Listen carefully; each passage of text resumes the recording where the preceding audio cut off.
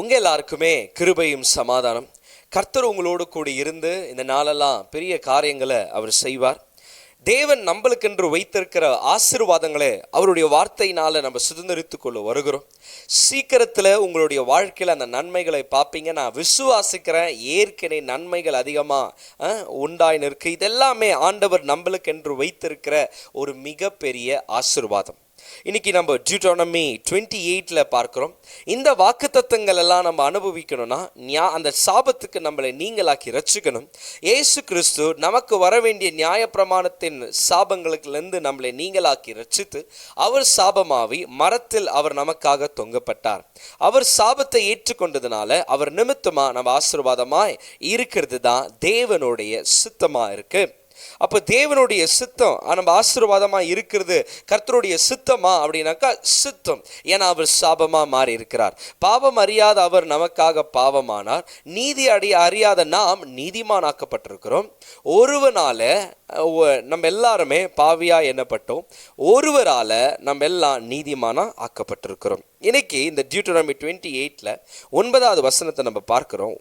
உபாகமம் 28:9. நீ உன் தேவனாகிய கர்த்தரின் கட்டளைகளை கைக்கொண்டு அவர் வழிகளில் நடக்கும்போது கர்த்தர் உனக்கு ஆணையிட்டபடியே உன்னை தமக்கு பரிசுத்த ஜனமாக நிலைப்படுத்துவார். அல்லேலூயா. இங்க என்னன்றார்னா, நீ நியாயப்பிரமாணத்தையும் கை கொண்டு அதன்படி நடந்தேனா நீ எனக்கு பரிசுத்த ஜனமாக உன்னை நான் நிலைப்படுத்துவேன். அப்படி இல்லைன்னா உன்னை தூக்கிடுவேன். பிரமாணம் சொல்லுது. அல்லேலூயா.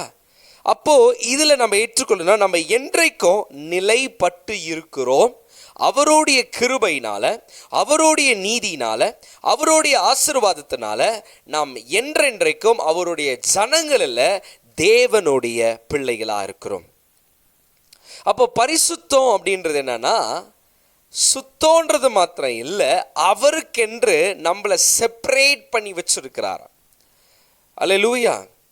பைபிள் சொல்லுது பாருங்க, ஆங்கிலத்தில் ஹோலிக்கு என்ன அர்த்தம் அப்படின்னா, God has set apart அப்படின்னா 100 பேர்ல உன்னை தனியாக எடுத்து வச்சிருக்கிறார் அவருக்கென்று. கர்த்தர் என்னன்றார், நான் பிரமாணத்தில் இந்த பிரமாணத்தை கை கொண்டு கீழ்ப்படிந்து அது நடப்பனா நீ எனக்குன்னு இருப்ப, இல்லைனா இல்லை. அதுதான் அங்கே சொல்றார்.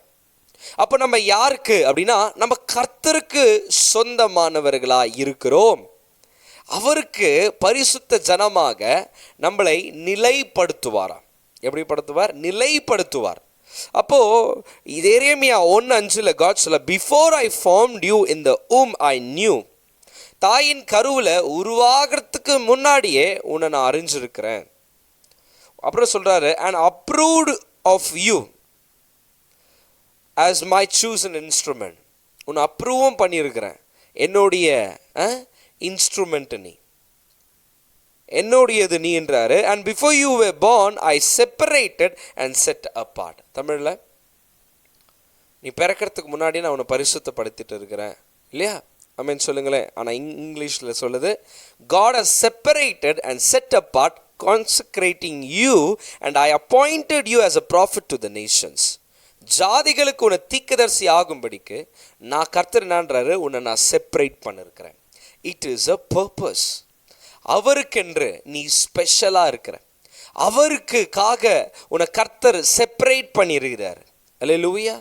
ஆமென். பாருங்க, உன்னை காட் எங்கே செப்பரேட் பண்ணாராம்? இந்த எரேமியா 1:5 படி, தாயின் கருவில் நீ உருவாகிறதுக்கு முன்பதாகவே உன்னை அறிந்தவர்னு இங்கிலீஷில் உன்னை பேர் சொல்லி அழைச்சிருக்கிறார். தாயின் கருவில் உன்னை அறிந்தவர். தாயின் கருவில் எங்கே அறிந்தார்? நீ கோடிக்கணக்கான ஸ்பெர்ம்ல ஒருவனாய் இருக்கும் பொழுதே தேவன் உன்னை அறிந்திருக்கிறார், பேர் சொல்லி அழைச்சார். அல்லேலூயா. இந்த உலகத்துக்கு நம்ம ஜெயிச்சுட்டு நம்ம இந்த உலகத்துக்கு ஜெயிக்க போறவங்க இல்லை. இந்த உலகத்துக்கு வரத்துக்கு முன்னாடி நம்ம ஜெயிச்சுட்டு தான், அம்மாவுடைய வயிற்றில் ஒரு பெரிய ஜெயத்தை பெற்று தான் நம்ம இந்த உலகத்தில் நம்ம ஜெயிக்கும்படியாக வரோம். நம்ம ஜெயித்தவர்கள். நம்ம இப்போ தான் சக்ஸஸ் அடைய போகிறோம் இல்லைங்க, நம்ம ஏற்கனவே சக்ஸஸ் ஆகிட்டோம். எத்தனை பேர் நம்புறீங்க அதை? ஹல்லேலூயா. ஆமென். கர்த்தர் சொல்றாரு, எவர் இங்க இங்க முன்னாடியே குறித்துட்டு இருக்கிறார். பிஃபோர் யூ வேர் ஃபார்ம்டு, நீ உருவாகிறதுக்கு முன்னாடியே நீ என்னவா இருந்தப்போ ஸ்பெர்மா இருந்த. ஒரு மனுஷனுக்குள்ளேருந்து ஒரு ஸ்பெர்ம் ரிலீஸ் ஆகுதுன்னா ஒரு ஆணுக்குள்ளேருந்து கிட்டத்தட்ட 10 கோடி ரிலீஸ் ஆகுமா. ஹெல்த்தி மேனா, சுகமானவனாக இருப்பானா, ஹெல்த்தியாக இருப்பானா, ஆரோக்கியமாக இருப்பானா, அவனுடைய வித்து எவ்வளோ வருமா, ஒரே நேரத்தில் ரிலீஸ் ஆகும்போது 10 கோடி இல்லை 35 கோடி கிட்ட கூட போதான். நினச்சி பாருங்க. ஆனால் நம்ம அவ்வளோ கூட விட்டுருங்களேன், 1 கோடிக்கு கணக்கு வச்சுக்குவோம். அந்த 1 கோடியில் ஒரு வித்து என்ன பண்ணுது, அம்மாவுடைய கர்ப்பப்பையை போய் தொடுது. பாருங்க, கோடிக்கணக்கான பேரில் கர்த்தர் கோடிக்கணக்கான ஸ்பெர்ம்ஸ் இருக்கு, வித்துகள் இருக்கு. அதில் கர்த்தர் ரோவன் வா அப்படின்னு கூப்பிட்டு இருக்கிறார். தாயின் கருவில் உருவாகிறதுக்கு முன்பதாகவே பார்க்குற உன்னை கர்த்தர் பேரை சொல்லி அழைச்சிட்டுறார். To set abort. நீ தாயின் கருவிலேருந்து வெளியே வரத்துக்கு முன்னாடியே அவருக்குன்னு அவர் அநேக ஜாதிகளுக்கு தீர்க்கதரிசின்னு அவர் முடிவு பண்ணிட்டாராம். இன்னைக்கு அப்பா அம்மாங்க இதாகணும் அதாகணும்னு முடிவு பண்ணுறாங்க. ஆனால் கர்த்தருக்கு நம்ம ஒப்பு கொடுத்துடணும். பாருங்கள், இவன் ஆண்டவரே இந்த குழந்தைய நீங்கள் கொடுத்துருக்குறீங்க, நீங்கள் என்னவா இவனை ஆக்க விரும்புகிறீங்களோ, ஏன்னா உங்கள் பலன் இல்லாமல் நீங்கள் என் பிள்ளைய பேர் சொல்லி அழைக்காமல் அவன் இந்த உலகத்தில் காலை வைக்க மாட்டான். அவன் காலை வச்சிருக்கிறானா, it is you have called ஹிம்னு நீங்கள் அவனை பிளஸ் பண்ணு. அல்லேலூயா, ஆமென். பழைய ஏற்பாடில் ஆண்டவர் அழைப்பார். சப்போஸ் அவங்க தவறாக இருப்பாங்கனாக்கா அவங்கள தூக்கி எறிஞ்சிடுவார், தள்ளிடுவார், தண்டனையை அனுபவிப்பாங்க. ஆனால் புதிய ஏற்பாடில் பாருங்கள், நம்ம புதிய ஏற்பாடு போகிறதுக்கு முன்னாடி இந்த 5ல் கர்த்தர் உங்கள் மேலே ஏன் மேலே ஒரு பெரிய பாருங்கள் கோடிக்கணக்கான ஸ்பெர்மா இருக்கும் போதே கர்த்தர் உனக்கு பலத்தை கொடுக்குறாரு ஜெயிக்கிறதுக்கு. எத்தனை பேர் நம்புறீங்க? இங்கே யாருமே வீணர்கள் அல்ல, யாருமே ஒன்றில்லாதவர்கள் அல்ல. எல்லாரும் மேலேயும் இந்த உலகத்தில் நீங்கள் உயிரோடு இருக்கிறீங்கன்னா, இந்த உலகத்தில் நீங்கள் பிறந்திருக்கிறீங்களா, உங்கள் மேலே ஒரு நோக்கம் இருக்குது. அந்த நோக்கம் தெரியாதனால தான் நோக்கமற்றவர்களாக இருக்கிறோம். அந்த நோக்கம் தெரியணும்னா தேவனிடத்தில் வருகிறவர்கள் பாக்கியவான். கடவுள்கிட்ட வரும்போது கரெக்டான நோக்கம் தெரியுது, கடவுளுக்கு நேரத்தை கொடுக்கும்போது கரெக்டான நோக்கங்கள் தெரியுது, அழைக்கப்பட்ட நோக்கங்கள் தெரியுது. ஆமென், அல்லேலூயா. ரோமர் 8 சொல்லுது, 8:28 அன்றியும் அவருடைய தீர்மானத்தின்படி அன்றியும் அவருடைய தீர்மானத்தின்படி அவர்களை அன்றியும் அவருடைய தீர்மானத்தின்படி அழைக்கப்பட்டவர்களை தேவனிடத்தில் அன்பு கூறுவர்களுக்கு சகலமும் நன்மைக்கு ஏதுவாக நடக்கிறதென்று அறிந்திருக்கிறோமே. இங்கே இந்த ஒரு வார்த்தையை நம்ம ஹைலைட் பண்ண போகிறோம். அன்றையும் அவருடைய தீர்மானத்தின்படி. இது புதிய ஏற்பாடின் வார்த்தைகள். பவுல் சொல்றாரு, அன்றையும் அவருடைய தீர்மானத்தின்படி. அவருடைய தீர்மானம், அவருடைய டிசிஷன், அவர் உன்னை அழைக்கணுன்றது. ஆமென் சொல்லுங்களேன். அன்றையும் அவருடைய தீர்மானத்தின்படி தான் அழைக்கப்பட்டிருக்கிறோம். It is his decision that you are called for him. அல்லேலூயா சொல்லுங்களேன். ஆமென். பாருங்க, அவருடைய தீர்மானம் தான் உன்னை இங்கே கூட்டின்னு வந்து விட்டுருக்கு, இந்த வீடியோவை பார்க்க வைக்குது. நீங்கள் ஒரு இடத்துல இருக்கிறீங்க, கர்த்தருடைய தீர்மானம். நீங்கள் நினைக்கலாம், நான் கர்த்தரை தேடி வந்தேன், நான் இது பண்ணேன், அதனால தான் கர்த்தர் என்னை ஏற்றுக்கினார், அது பண்ணேன் அதனால கர்த்தரை ஏற்றுக்கினார். இல்லவே இல்லை. அவருடைய தீர்மானத்தின்படி தான் நீங்கள் இன்னைக்கு கிறிஸ்துவுக்குள்ளவே இருக்கிறீங்க, ரட்சிப்பை பெற்றிருக்கிறீங்க, ரட்சிப்புடைய நன்மைகளை பெற்றிருக்கிறீங்க, அவருடைய நீதியை பெற்றிருக்கிறீங்க. பாருங்க 30 சொல்லுது, எவர்களை முன் குறித்தாரோ அவர்களை அழைத்திருக்கிறாரா. யாரை முன் குறித்தார்? தாயின் கருவில யாரை முன் குறித்தாரோ அவர்களை கர்த்தர் அழைத்திருக்கிறார். இன்னைக்கு அழைக்கப்பட்டிருக்கிறனா, you have a purpose and God has set apart. உன்னை செப்பரேட் பண்ணி வச்சிருக்கிறார். ஹல்லேலூயா, ஆமென். உன்னை கர்த்தர் செப்பரேட் பண்ணியிருக்கிறாரு அவருடைய மகிமைக்காக. பாருங்க, பைபிள் சொல்லுது, அதுதான் என்ன சொல்றாருன்னா, எவர்களை முன்குறித்தாரோ அவர்களை அழைத்திருக்கிறார், எவர்களை அழைத்தாரோ அவர்களை நீதிமான்களாய் ஆக்கியும் இருக்கிறார். எவர்களை நீதிமான்களாய் ஆக்கினாரோ அவர்களை மகிமையும் படுத்திருக்கிறார் அப்படின்னு பைபிள் சொல்லுது. பாருங்க, இங்க ரிஜெக்ஷனே இல்லை. சென்ட்ரலில் நீ விழுந்தா அவனை அப்படியெல்லாம் இல்லை. பைபிள் சொல்லுது, நான் யாரை முன்குறித்தேன் அவங்கள அழைச்சிருக்கிறேன், நான் யாரை அழிச்சேன் அவங்கள நானே நீதிமான ஆக்குறேன்றார். நம்ம தேவ நீதியுடையவர்கள். ஹல்லேலூயா, ஆமென். நம்ம என்றென்றும் அவருடைய ஜனம் மாத்திரம் இல்லை, அவருடைய பிள்ளைகள். we are his children. நம்ம பைபிள் சொல்லி இயேசு கிறிஸ்துவை ஏற்றுக்கொள்ளுகிறவர் எத்தனை பேரோ அத்தனை பேரும் தேவனுடைய பிள்ளைகள் ஆகும்படிக்கு அதிகாரத்தை கொடுத்திருக்கிறார். யார் என்ன ஏது இல்லை, இயேசுவை நீ ஏற்றுக்கிறியா, நீ அவருடைய பிள்ளை அப்படின்னு பைபிள் சொல்லுது. பைபிள் சொல்லுது, அவர் அழைத்த அழைப்பும் கிருபை வரங்களும் மாறவே மாறாதான். பழைய ஏற்பாட்டில் மாறிடும். நீ மாறினா உனக்கான அழைப்பு மாறிடும், உன் மேலே இருக்கிற திட்டங்கள் மாறிடலாம். கர்த்தர் கோவப்பட்டார்னா அந்த ஒரு ஸ்தானத்தை விட்டே உன்னை தள்ளிடுவார். ஹல்லேலூயா.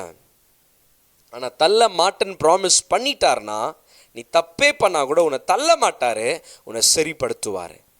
தாவீதுக்கு கூட ஒரு வாக்கு கொடுக்குறாரு, சாலமோனை, உன் பிள்ளை சாலமோனை தான் நான் அடுத்த ராஜாவை வைக்க போகிறேன், அவன் தப்பு பண்ணா அவனை திருத்துவேன், ஆனால் அவனை நான் ராஜ்யத்துலேருந்து தள்ள மாட்டேன், அவனை சரிப்படுத்துகிறேன், அவனுக்கு கொடுக்கப்பட்ட அந்த சிங்காசனத்தை நான் தள்ள மாட்டேன்.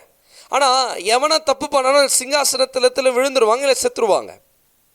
ஆனால் கர்த்தர் தாவீதுக்கு ப்ராமிஸ் பண்ணுறாரு, உன் பிள்ளை தப்பு பண்ணாலும் நான் திருத்துறேன், ஆனால் தள்ள மாட்டேன். ஹல்லேலூயா. தாவீது பண்ண தப்புக்கு அனுபவிச்சான், இல்லைன்னு இல்லை. ஆனால் நம்மளுக்கு தண்டனையே இல்லைங்க. ஏன்னா பைபிள் சொல்லுது பாருங்க, எவர்களை முன்குறித்தாரோ அவர் முன்குறித்ததுனால தான் இன்னைக்கு உன்னை கர்த்தர் அழைச்சிருக்கிறார், அழைத்ததுனால உன்னை நீதிமானும் ஆக்கியிருக்கிறார். அடுத்தது என்ன, உன்னை மகிமைப்படுத்த போகிறார். நம்ம என்னன்றோம், கர்த்தரை நம்ம மகிமைப்படுத்தணும். அவர் என்னன்றார், இல்லை மகன் நான் உன்னை மகிமைப்படுத்துறேன் அப்படி விரும்புகிறாரு. ஹல்லேலூயா. உன்னை மகிமையான உன்னுடைய வாழ்க்கையில் எது செத்து கிடக்கு அதை கர்த்தர் மறுபடியும் எழுப்ப போகிறார். ஏன்னா லாசரஸ் எழுப்பும் போது சொல்றாரு, நீங்கள் விசுவாசித்தால் தேவனுடைய மகிமை. அப்போ மகிமை என்ன, உயிரோடு இருக்கும், செத்ததா இருக்காது. வாழ்க்கையில் நீ என்னென்ன எழுந்து போன அது எல்லாத்தையும் பெறுகிற ஒரு மாதம். இதெல்லாம் மேலே ஒன்று சொல்லிட்டுங்களா, நீ அவருக்குன்னு உன்னை அழைச்சிட்டு பெறுவேன். நீ தவறே, அவர் தான் உன்னை நீதிமானாக்குறாரா, அவர் தான் உன்னை மகிமைப்படுத்துகிறாரா, அவர் தான் உன்னை முன்குறித்திருக்கிறார், அவர் தான் உன்னை அழைச்சார், அவர் தான் உன்னை நீதிமானாக்கி இருக்கிறார், அவர் தான் உன்னை மகிமையும் படுத்த போகிறார். அழைத்த அழைப்பும் கிருபை வரங்களும் மாறவே மாறாது. எத்தனை பேர் நம்புறீங்க அதை? அவருக்கான ஜனமா நம்ம இருக்கிறோம். அவர் அன்பு மாறப்போகிறது இல்லை. ஏன்னா நம்மளுக்காக குமாரன் மரித்திருக்கிறார். அந்த பிரமாணத்தினால வருகிற அந்த சாபத்தை அவர் ஏற்றுக்கொண்டிருக்கிறார். என்ன சாபம்? இந்த பிரமாணம் கர்த்தர் முன்னாடி உன்னை நிற்க வைக்கவே முடியாது. ஆனால் அந்த பிரமாணத்துக்கு எல்லாத்தையும் இயேசு செய்து முடிச்சு இன்னைக்கு பிதாக்கு முன்பதாய் அவருக்கு சொந்த செல்ல பிள்ளைகளாய், ரைட் பீப்புளா, ரைட் சில்ட்ரனா அவர் நம்மளை வச்சிருக்கிறார்.